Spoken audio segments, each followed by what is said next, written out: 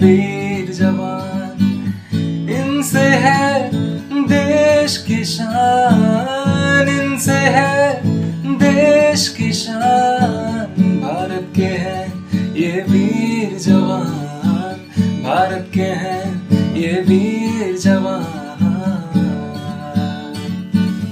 इनसे है देश का गौरव, इनसे है देश का गौरव, इनसे है देश की शान। भारत के हैं ये वीर जवान, भारत के हैं ये वीर जवान।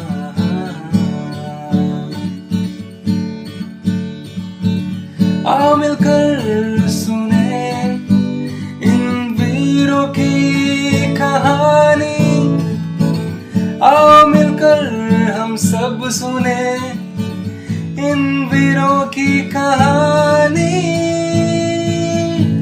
ओलियन सैनिक वाणी। நாகர் சமுதாய வானொலி, மீடியா ஃபார் சமுதாய நிறுவனமும் கூட்டாக இணைந்து வழங்கும் சைனிக் வாணி முன்னாள் இராணுவத்தினருக்கான வலைஒலி நிகழ்ச்சி. கருத்து மற்றும் வடிவமைப்பு டாக்டர் ஆர் ஸ்ரீதர் அவர்கள். நிகழ்ச்சியினை தயாரித்து வழங்கியோர் நாகப்பட்டினம் இஜிஎஸ்பி குழுமத்தின் மூலம் இயங்கும் நாகை சமுதாய வானொலி. கார்கில் விஜய் திவாஸ். ஓய்வு பெற்ற இந்திய ராணுவத்தின் ஹவில்தார் திரு சி.கே. அன்பழகன் அவர்களுடன் நேர்முகம் கேட்கலாம்.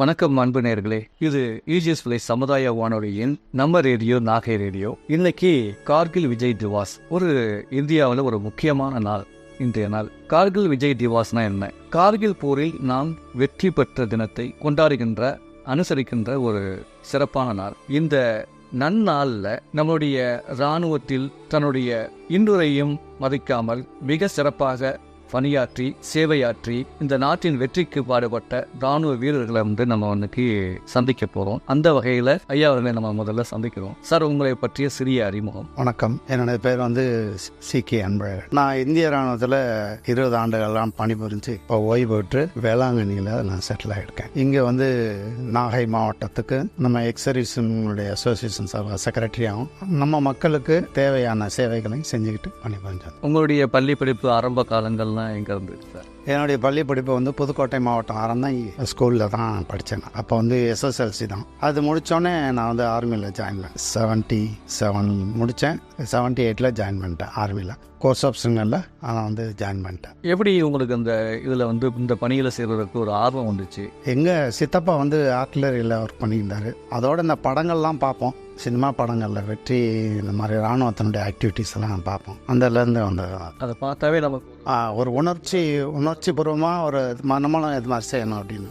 நீங்கள் இப்போ இராணுவத்தில் பணியில் சேர்றப்போ உங்களுடைய வீட்டில் உள்ளவங்க உங்களுக்கு என்ன சொன்னாங்க? எப்படி உங்களை தைரியமாக அனுப்பிச்சி விட்டாங்களா? அப்போ என்னுடைய அப்பா மட்டும்தான் இருந்தார். போயிட்டு வாப்பா இராணுவத்துக்கு, ஒரே பையன், நல்லா போயிட்டு வாப்பா அப்படின்ட்டாரு. அவனும் சந்தோஷமாக தான் அனுப்பிச்சி வச்சார். பரவாயில்ல. முதல்ல நீங்கள் எங்கே ஜாயின் பண்ணீங்க? நான் கோவாவில் மடுகான்கிற இடத்துல தான் ட்ரைனிங் பண்ணேன். அங்கே தான் போய் ஜாயின் பண்ணேன். அதுக்கு அடுத்தபடியாக சிக்கிம் போஸ்டிங் ஆனது. அதுக்கப்புறம் ராஜஸ்தான், திருப்பி ஜேஎன்கே, டெல்லி ஜேஎன்கே. என்னென்ன பதவிகள்னா? நான் ஆஃபீஸில் சூப்பரண்டாக தான் பதவி வச்சுருந்தேன். தேவைப்படும் போது நானும் ஃபீல்டில் இறங்குவேன். எங்களுடைய ஃபஸ்ட்டு சிக்னல்ஸ்னுடைய ஒர்க்கே ஃபீல்டு ஒர்க்கிங் தான். அதுக்கப்புறம் தான் ஆஃபீஷியல்ஸ் ஒர்க்கிங் அது மாதிரி இருக்கும். உங்களுடைய பணி காலகட்டங்களில் நீங்கள் சந்தித்த போர்கள், அதாவது இந்த அவசரத்தில் நடந்த ஆப்ரேஷன்ஸ், ரக்ஷக்னு ஒரு ஆப்ரேஷன் நடந்துச்சு. அதில் நான் பட்டியாலாவில் அங்கே இருந்தேன். அந்த டயத்தில் அந்த பணியில் இருந்தேன். அது ரொம்ப சிரமமான பணிகள் தான் அந்த மாதிரி டயத்தில். ஆனால் எனிமியினுடைய வாரோட சிவில் வார்ஸ் நிறையா ப்ராப்ளம்ஸ் கிரியேட் பண்ணாதோ, அதனால் அந்த ஆப்ரேஷன்ஸ் எனக்கு அனுபவமாக இருந்தது. அதன் பிறகு அதன் பிறகு கார்கில்ஸ் தான். அந்த ஏரியாவில் நான் இருந்தேன். முதல்ல நான் அங்கே போனது என்ஜி செக்டர்னு ஒரு ஏரியா. அங்கே எந்த விதமான ஆர்மியுமே கிடையாது, ஒன்லி பிஎஸ்எஃப் மட்டும்தான் இருந்தாங்க. அது நாங்கள் ஒரு வாரம் நடந்து போவோம். ஜேஎன்கேல நடந்து போகிற ஏரியானா அது ஒன்று தான். பாக்கி தராஸ் இந்த ஏரியா லேலாம் வண்டி போவோம். கஞ்சல்வான்ங்கிற இடத்துல தான் யூனிட்ஸ் இருந்துச்சு. அதோட நாங்கள் முன்னாடி ஃபார்வர்ட் ஆகி போயிடணும். ஸோ அந்த ஏரியா தான் ரொம்ப டெரிஃபுல்லான ஏரியா. அதாவது ரொம்ப கஷ்டம். எப்போதுமே -, -20 தான் இருக்கும். அந்த -20 இருக்கணும்னா ரொம்ப கஷ்டம். ஏன்னா நான் இருந்ததில் வந்து ஒரு பிரிகேடு வந்து நியூ ஃபார்ம்ஸ் அனுப்பிச்சு அதோட ஒரு சிக்னல் கம்பெனி 2 பேர் தான் நாங்கள் அதில் வந்து ஃபைட்டில் இருந்தோம். அந்த கஞ்சல்வான்கிற இடத்துல வந்து பிஆர் ரெஜிமெண்ட்ஸ் இருந்துச்சு. அதில் தான் மேஜர் சரவணன் திருச்சியில் அந்த இது மார் மெமோரியல்ஸில் அவர் இருக்கு. அவரோட நானும் சர்வீஸ் பண்ணியிருக்கேன் 2 பேர். ஸோ அந்த இடமெல்லாம் நடந்து தான் போகணும். நம்ம நடந்து தான் போகணும். அதாவது இந்த கார்கில் வார்ஸ் டயத்தில் நான் இல்லை, இருந்தாலும் அந்த ஏரியாவில் இருந்துட்டு நான் வெளியில் வந்துட்டேன். அப்போ வந்து அந்த என்ஜி செக்டருக்கும் 109 பிரிகேட்ஸ், அந்த பிரிகேட்ஸ்க்கும் அந்த 1-to-1 சொல்கிற ஒரு யூனிட்குள்ள ஏரியா கவர்ஸ் ஏரியாவில் தான் அந்த வார் நடந்தது. அப்படி எப்படின்னா அந்த ஒரு மாதத்துக்கு ஒருக்கா இங்கேருந்து ஒரு 10 பேர் போவாங்க. அந்த நம்ம லைன் ஆஃப் கண்ட்ரோல்ஸ்லேயே போவாங்க, பார்த்துட்டு திரும்பி வந்துடுவாங்க. அந்த மாதிரி போய் அந்த 10 பேர் காணாமல் போனதுக்கப்புறம் தான் இந்த மாதிரி பிரச்சனைகளே வந்தது. அங்கே வந்து நம்ம கன்னி வெடியெல்லாம் இப்போ வைக்கல, இப்போ தான் அது ஃபார்ம் ஹவுஸ் ஸ்டார்ட் ஆகிட்டு. அந்த டயத்தில் ஒன்றுமே இல்லை, ஒரு நம்ம எல்லைக்கல், நம்ம ஊரில் எப்படி ஒரு எல்லைக்கல் இந்த அளவுக்கு உயரமாக இருக்குமோ அந்த அளவுக்கு அது உயரமாக இருக்கும். அது மட்டும் தான் நம்ம பார்த்துறோம். ஆனால் ஐஸ் விழுந்துருந்துச்சுன்னா அது மேலே யாராவது நடந்துருந்தாங்கன்னா மிருகங்கள் நடக்கும், அது அடி தெரியும். மனிதர்கள் நடக்கிறது ஒன்றும் அப்பா யாரோ மூமெண்ட்ஸ் இருக்குது அப்படிங்கிற ஒரு இது பண்ண முடியும். அதை வச்சு ஆனால் ரிப்போர்ட் வரும் இந்த மாதிரி மனிதர்கள் நடமாட்டம் இங்கே இருக்குது அப்படின்னு. அதை வச்சு தான் அடுத்தடுத்த ஆக்ஷன்ஸ்க்கு போக முடியும். நீங்கள் என்னென்ன சவால்கள்லாம் சந்திச்சிங்க? இயற்கை சீற்றங்கள் அதான் கடுமையான இது எனிமல்ஸுடைய இதை விட நம்ம எங்கேயாவது இப்படியாவது தப்பிக்கலாம் அப்படின்னு வச்சுக்கலாம். இயற்கை சீற்றத்திலிருந்து நம்ம வந்து எதையுமே அவ்வளோ கடுமையான குளிர் போகிற வரதுக்கு வந்து ஒரு சரியான டிரான்ஸ்போர்ட்டேஷன்ஸ் இருக்காது. உணவெல்லாம் ஒரு 6 மாதம் 7 மாதத்துக்கு நாங்கள் வந்து ஸ்டாக் பண்ணிவிடுவோம். ஸ்னோஃபால் ஆனிச்சுன்னா ஐஸ் வந்துச்சுன்னா எதுவுமே போகாது. ரொம்ப எமர்ஜென்சினா ஹெலிகாப்டர் தான் அந்த ஏரியாவில் கால் பண்ண முடியும். ஸோ அந்த இது பெரிய சவால் இருந்துச்சு, போகிறது வர்றதுக்கு பெரிய சவால் சார். இப்போ இந்த கார்கில் போரில் உங்களோட சேர்ந்து பணியாற்றினாங்க இல்லையா, அவங்களோட அனுபவங்கள் பற்றி உங்கள்கிட்ட ஏதாவது பகிர்ந்துட்டு இருந்தாங்களா? இல்லை, அது யாரும் பகிர்ந்து கொள்ளலை. ஆனால் அங்கே பணியாற்றினவங்களோட சேர்ந்து நீங்கள் பணியாற்றி இருக்கீங்க. ஆமாம், அவங்களோட சேர்ந்து பணியாற்றுறீங்க திருச்சியில் சார். சரவணன் சார், அவரோட நான் சர்வீஸ் பண்ணியிருக்கேன். அவருடைய யூனிட்க்கும் போயிருக்கேன், அவரோட பேசின்னு இருக்கேன். அந்த மாதிரி டைம் அவர் வந்து வெளியில் வந்து அவர் லே சைடில் மூவ் ஆனாங்க, நாங்கள் இந்த சைடில் கீழே இருந்துப்போம். கிட்டத்தட்ட நீங்கள் எத்தனை வருஷம் சர்வீஸ்? 20 வருஷம் சர்வீஸ் பண்ணேன் சார். 20 வருஷம் சர்வீஸில் நீங்கள் வந்து நிறைய பிரச்சனைகள்லாம் சந்திச்சிருக்கீங்க, வார்டில் வந்து கலந்துருக்கீங்க. கார்கில் நடந்த நேரத்தில் கார்கிலுக்கு அருகாமையில் நீங்கள் இருக்கீங்க. அதேமாரி அதில் பணியாற்றின அதிகாரிகளோடு சேர்ந்து நீங்கள் முன்கூட்டியே நிறைய இடங்களில் சேர்ந்து பணியாற்றிருக்கீங்க.